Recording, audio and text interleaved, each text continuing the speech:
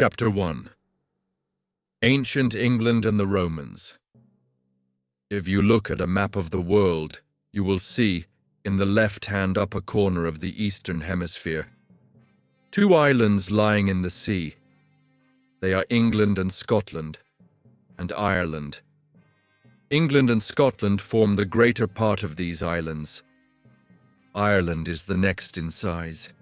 The little neighbouring islands, which are so small upon the map as to be mere dots, are chiefly little bits of Scotland, broken off, I dare say, in the course of a great length of time, by the power of the restless water.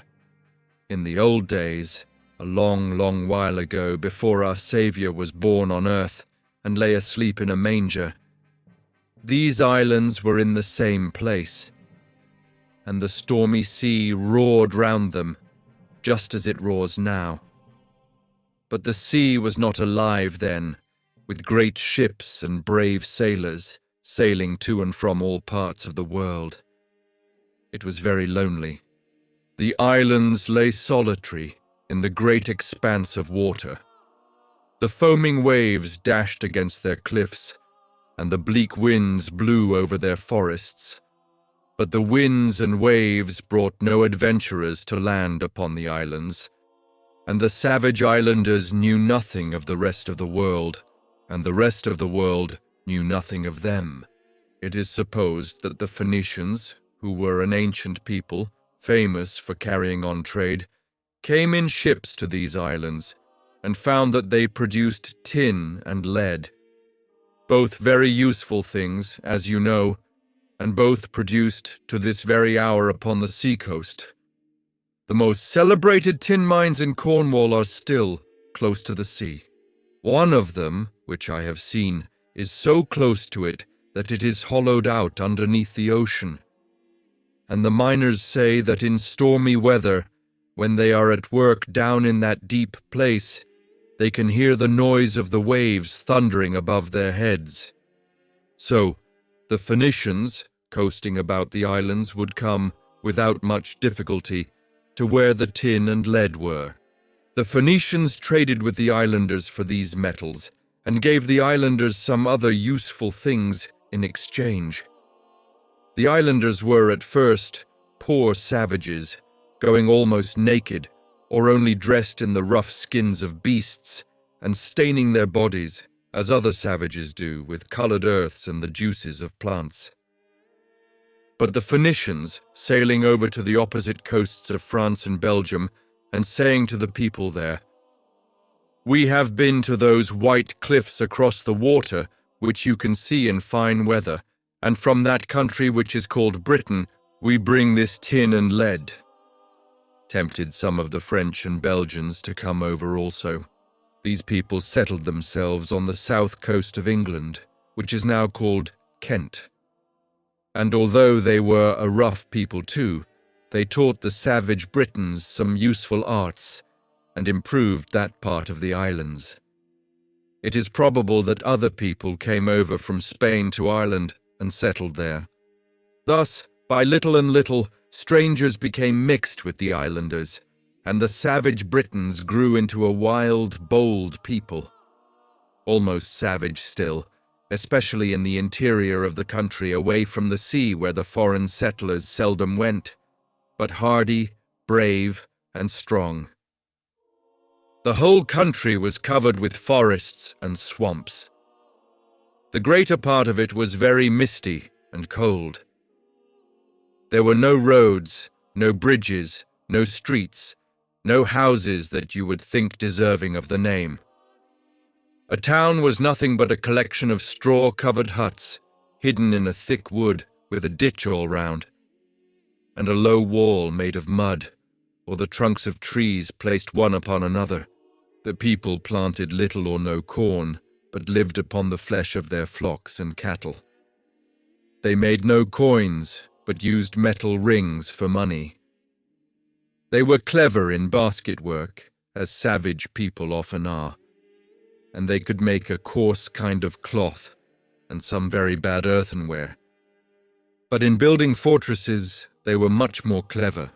They made boats of basket work, covered with the skins of animals, but seldom, if ever, ventured far from the shore. They made swords of copper mixed with tin, but these swords were of an awkward shape and so soft that a heavy blow would bend one. They made light shields, short-pointed daggers, and spears, which they jerked back after they had thrown them at an enemy by a long strip of leather fastened to the stem. The butt end was a rattle to frighten an enemy's horse.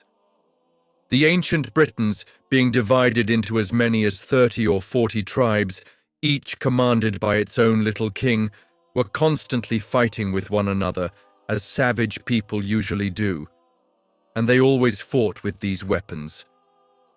They were very fond of horses. The standard of Kent was the picture of a white horse. They could break them in and manage them wonderfully well. Indeed, the horses, of which they had an abundance, though they were rather small, were so well taught in those days that they can scarcely be said to have improved since, though the men are so much wiser. They understood and obeyed every word of command, and would stand still by themselves in all the din and noise of battle, while their masters went to fight on foot. The Britons could not have succeeded in their most remarkable art without the aid of these sensible and trusty animals. The art, I mean, is the construction and management of war chariots or cars, for which they have ever been celebrated in history. Each of the best sort of these chariots, not quite breast-high in front and open at the back, contained one man to drive and 2 or 3 others to fight, all standing up.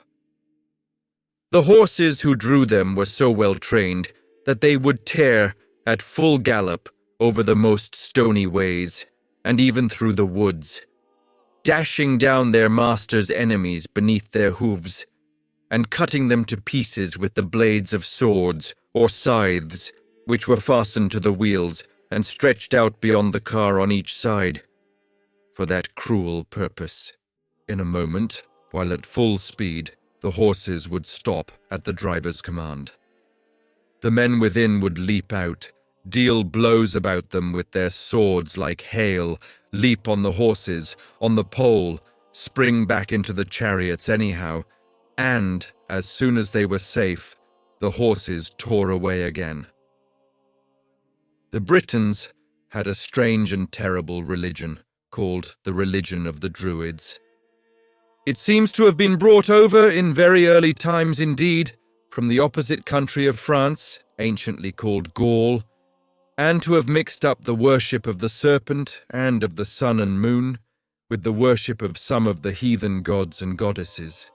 Most of its ceremonies were kept secret by the priests, the Druids, who pretended to be enchanters, and who carried magicians' wands, and wore, each of them, about his neck, what he told the ignorant people was a serpent's egg in a golden case. But it is certain that the Druidical ceremonies included the sacrifice of human victims, the torture of some suspected criminals, and on particular occasions even the burning alive in immense wicker cages of a number of men and animals together. The Druid priests had some kind of veneration for the oak and for the mistletoe, the same plant that we hang up in houses at Christmas time now, when its white berries grew upon the oak. They met together in dark woods, which they called sacred groves, and there they instructed, in their mysterious arts, young men who came to them as pupils, and who sometimes stayed with them as long as 20 years. These Druids built great temples and altars, open to the sky, fragments of some of which are yet remaining. Stonehenge, on Salisbury Plain in Wiltshire, is the most extraordinary of these. 3 curious stones called Kit's Coty House, on Bluebell Hill near Maidstone in Kent, form another. We know, from examination of the great blocks of which such buildings are made, that they could not have been raised without the aid of some ingenious machines, which are common now, but which the ancient Britons certainly did not use in making their own uncomfortable houses. I should not wonder if the Druids and their pupils who stayed with them 20 years, knowing more than the rest of the Britons, kept the people out of sight while they made these buildings, and then pretended that they built them by magic. Perhaps they had a hand in the fortresses too. At all events, as they were very powerful and very much believed in, and as they made and executed the laws and paid no taxes, I don't wonder that they liked their trade, and as they persuaded the people the more Druids there were, the better off the people would be. I don't wonder that there were a good many of them. But it is pleasant to think that there are no Druids now who go on in that way, and pretend to carry enchanters' wands and serpents' eggs, and of course there is nothing of the kind anywhere. Such was the improved condition of the ancient Britons, 55 years before the birth of our Saviour, when the Romans, under their great general, Julius Caesar, were masters of all the rest of the known world. Julius Caesar had then just conquered Gaul. And hearing in Gaul a good deal about the opposite island with the white cliffs, and about the bravery of the Britons who inhabited it, some of whom had been fetched over to help the Gauls in the war against him, he resolved, as he was so near, to come and conquer Britain next. So Julius Caesar came sailing over to this island of ours, with 80 vessels and 12,000 men. And he came from the French coast between Calais and Boulogne, because thence was the shortest passage into Britain. Just for the same reason as our steamboats now take the same track every day. He expected to conquer Britain easily, but it was not such easy work as he supposed. For the bold Britons fought most bravely, and, what with not having his horse soldiers with him, for they had been driven back by a storm, and what with having some of his vessels dashed to pieces by a high tide after they were drawn ashore, he ran great risk of being totally defeated. However, for once, that the bold Britons beat him, he beat them twice, though not so soundly but that he was very glad to accept their proposals of peace and go away. But in the spring of the next year he came back, this time with 800 vessels and 30,000 men. The British tribes chose, as their general-in-chief, a Briton, whom the Romans in their Latin language called Cassivellaunus, but whose British name is supposed to have been Caswallon. A brave general he was, and well he and his soldiers fought the Roman army. So well that whenever in that war the Roman soldiers saw a great cloud of dust and heard the rattle of the rapid British chariots, they trembled in their hearts. Besides a number of smaller battles, there was a battle fought near Canterbury, in Kent. There was a battle fought near Chertsey, in Surrey. There was a battle fought near a marshy little town in a wood, the capital of that part of Britain which belonged to Cassivellaunus, and which was probably near what is now St. Albans, in Hertfordshire. However, brave Cassivellaunus had the worst of it on the whole, though he and his men always fought like lions. As the other British chiefs were jealous of him and were always quarrelling with him and with one another, he gave up and proposed peace. Julius Caesar was very glad to grant peace easily, and to go away again with all his remaining ships and men. He had expected to find pearls in Britain, and he may have found a few for anything I know. But at all events, he found delicious oysters, and I am sure he found tough Britons, of whom I dare say he made the same complaint as Napoleon Bonaparte, the great French general, did 1800 years afterwards, when he said they were such unreasonable fellows that they never knew when they were beaten. They never did know, I believe, and never will. Nearly 100 years passed on, and all that time there was peace in Britain. The Britons improved their towns and mode of life, became more civilized, traveled, and learnt a great deal from the Gauls and Romans. At last, the Roman Emperor Claudius sent Aulus Plautius, a skillful general with a mighty force, to subdue the island, and shortly afterwards arrived himself. They did little, and Ostorius Scapula, another general, came. Some of the British chiefs of tribes submitted, others resolved to fight to the death. Of these brave men, the bravest was Caractacus, or Caradoc, who gave battle to the Romans with his army among the mountains of North Wales. "This day," said he to his soldiers, "decides the fate of Britain. Your liberty or your eternal slavery dates from this hour. Remember your brave ancestors who drove the great Caesar himself across the sea." On hearing these words, his men with a great shout rushed upon the Romans. But the strong Roman swords and armor were too much for the weaker British weapons in close conflict. The Britons lost the day.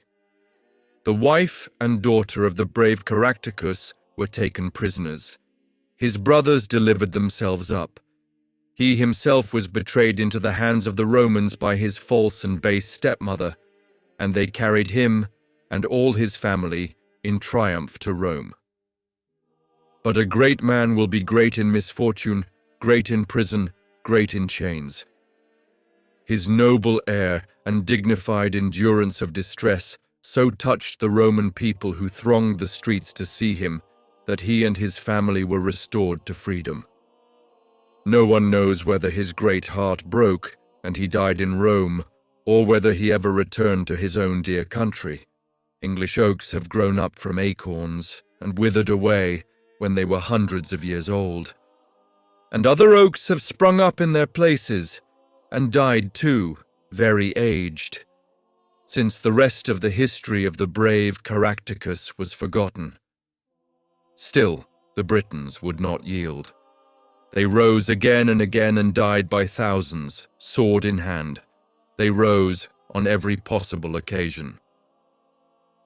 Suetonius, another Roman general, came and stormed the island of Anglesey, then called Mona, which was supposed to be sacred, and he burnt the Druids in their own wicker cages by their own fires. But, even while he was in Britain, with his victorious troops, the Britons rose. Because Boadicea, a British queen, the widow of the king of the Norfolk and Suffolk people, resisted the plundering of her property by the Romans who were settled in England, she was scourged by order of Catus, a Roman officer, and her two daughters were shamefully insulted in her presence, and her husband's relations were made slaves.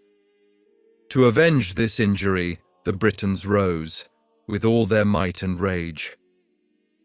They drove Catus into Gaul. They laid the Roman possessions waste. They forced the Romans out of London, then a poor little town, but a trading place. They hanged, burnt, crucified, and slew by the sword 70,000 Romans in a few days. Suetonius strengthened his army and advanced to give them battle. They strengthened their army and desperately attacked his on the field where it was strongly posted. Before the first charge of the Britons was made, Boadicea, in a war chariot, with her fair hair streaming in the wind, and her injured daughters lying at her feet, drove among the troops and cried to them for vengeance on their oppressors, the licentious Romans. The Britons fought to the last, but they were vanquished with great slaughter, and the unhappy queen took poison. Still, the spirit of the Britons was not broken. When Suetonius left the country, they fell upon his troops and retook the island of Anglesey. Agricola came, 15 or 20 years afterwards, and retook it once more, and devoted 7 years to subduing the country, especially that part of it which is now called Scotland. But its people, the Caledonians, resisted him at every inch of ground. They fought the bloodiest battles with him. They killed their very wives and children to prevent his making prisoners of them. They fell, fighting, in such great numbers that certain hills in Scotland are yet supposed to be vast heaps of stones piled up above their graves. Hadrian came 30 years afterwards, and still they resisted him. Severus came nearly 100 years afterwards, and they worried his great army like dogs and rejoiced to see them die by thousands in the bogs and swamps. Caracalla, the son and successor of Severus, did the most to conquer them for a time, but not by force of arms. He knew how little that would do. He yielded up a quantity of land to the Caledonians and gave the Britons the same privileges as the Romans possessed. There was peace, after this, for 70 years. Then new enemies arose.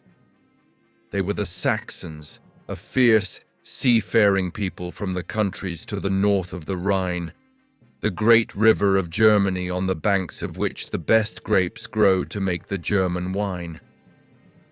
They began to come in pirate ships to the sea coast of Gaul and Britain and to plunder them.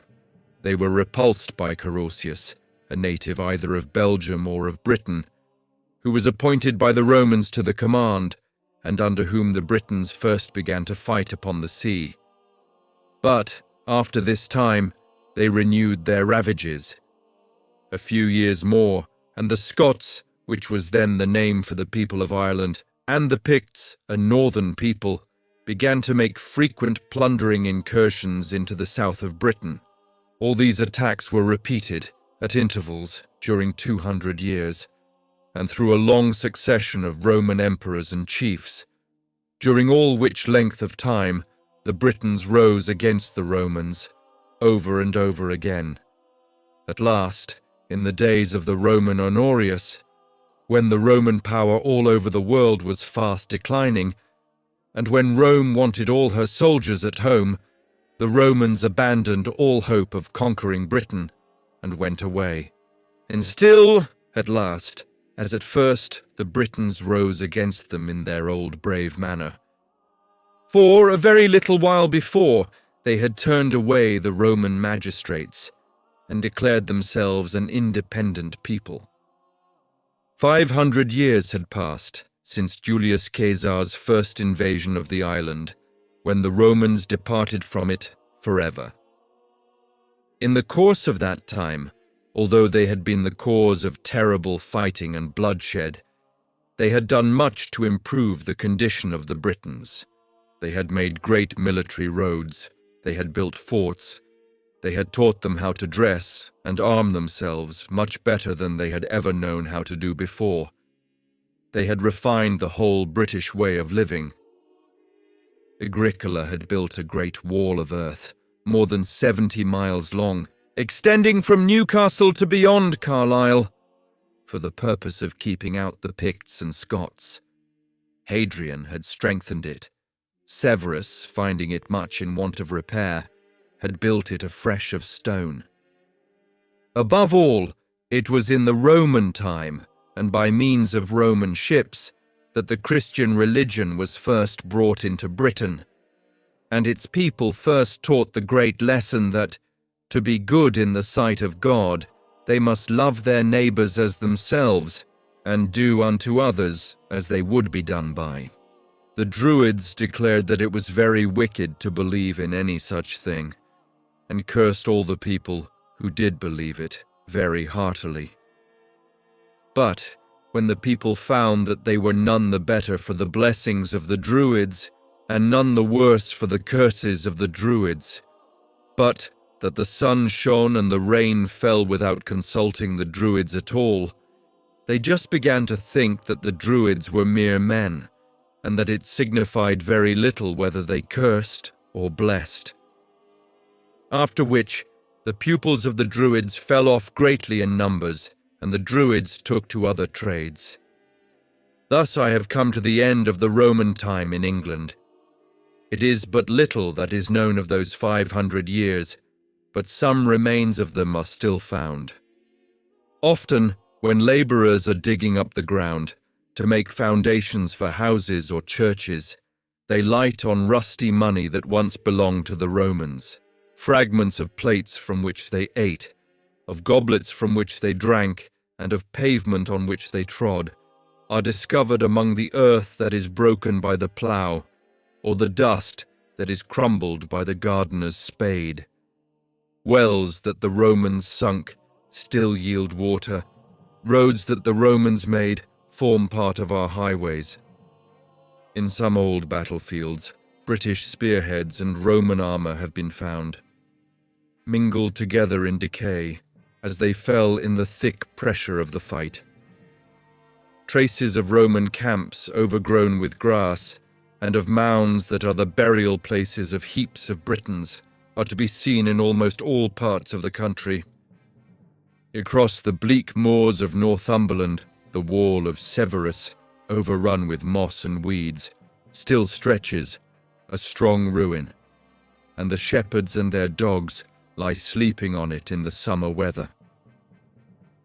On Salisbury Plain, Stonehenge yet stands, a monument of the earlier time when the Roman name was unknown in Britain, and when the Druids, with their best magic wands, could not have written it in the sands of the wild seashore. That's it, folks. If you enjoyed this journey into the world of English, please subscribe to English Tale Box for more captivating narratives and language insights. We'd love to hear your thoughts in the comments below. And don't forget to share this video with anyone who loves a good story or is learning English. Thank you for watching.